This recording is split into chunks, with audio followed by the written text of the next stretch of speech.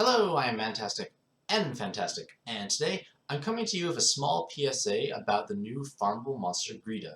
So, with the Heroine raid machine coming up on February 6th, most of the attention is naturally focused on that REM. However, alongside of it in the event dungeon is this rare invade Grida.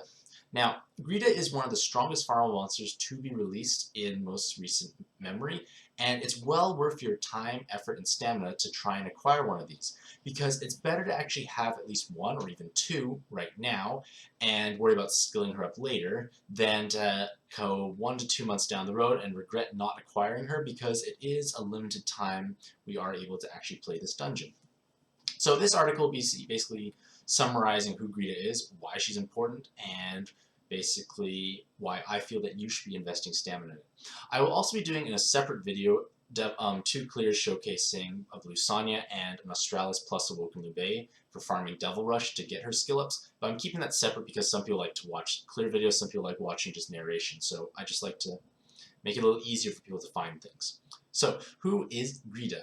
Grida is basically the female and prettier equivalent of Grisar. She retains the same active skill and thus the same skill up material of himself while having 6 ideal awakenings.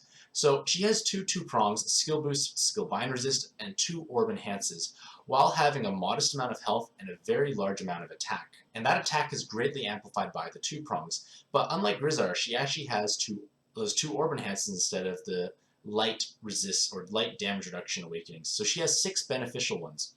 Her leader skill is inconsequential, so we're just going to really ignore it. But in terms of her pros, she is farmable, so thus everyone can acquire her.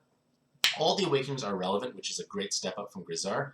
The haste component of her active skill at least helps cycle your actives, as well as not removing hearts or water. Now, the water is important because Grida is actually a very powerful sub for Dark Athena, as well as a reasonably strong sub for Aizen. That massive attack does synergize with the TPAs, and she does actually have better base stats than Grisar, and while that recovery may be low, it is offset by Dark Athena and Aizen's massive 4 times.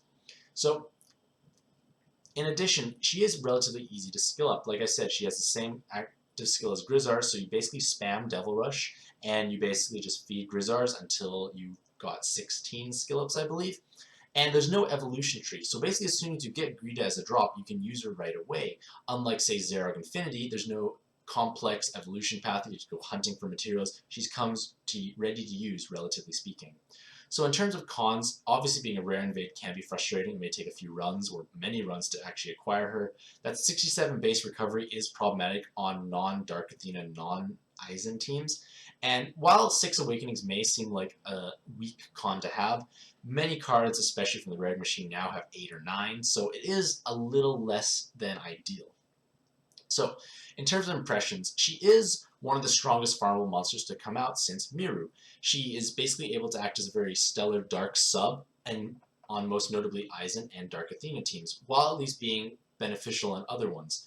Now, while she may not necessarily be the leader and thus not as flashy, she does at least provide an option for the 2 endgame dark leaders, and while being farmable, everyone can at least acquire her, and you can utilize her if your monster box does allow it. Like, say you don't have the perfect Aizen team, you can easily use Grida as a fill-in sub, and she will do the role quite well.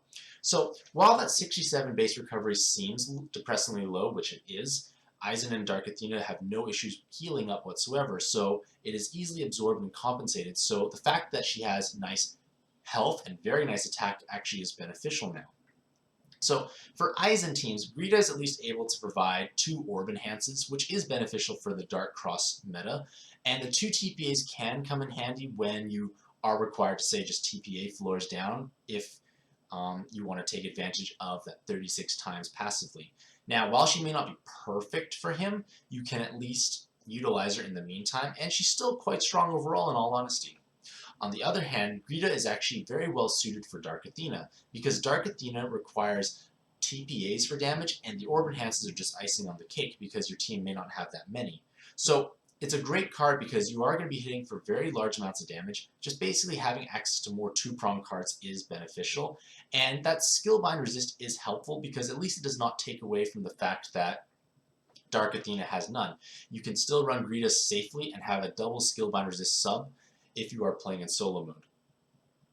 And naturally, if you don't have Aizen and you don't intend to purchase Dark Athena, Grida still can be beneficial. That devil typing allows her to be used on most teams, as well as because it's 2-prompt oriented, at least it has benefits on, say, a Woken Yomi team and a Woken Oku team. So she does have a lot of relevancy, so I strongly encourage you to actually acquire her.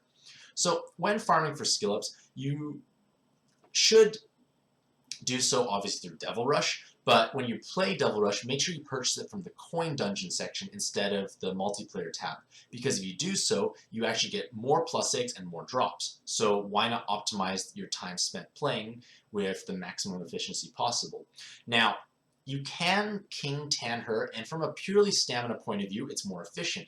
However, playing Devil Rush is actually quite beneficial because it offers you just under 100,000 rank experience in most scenarios, 5 to 6 +eggs per run, or if that's 5, you get a fat Extreme Metal King. So it is a dungeon worth playing over and over again, so it may be worthwhile not to actually King Tanner, so you just keep playing Devil Rush as a way to dump stamina. So in my separate video, I will be showcasing a Blue Sonya clear as well as an Australis plus Liu Bei to showcase that you can use less than perfect teams to clear it relatively fast.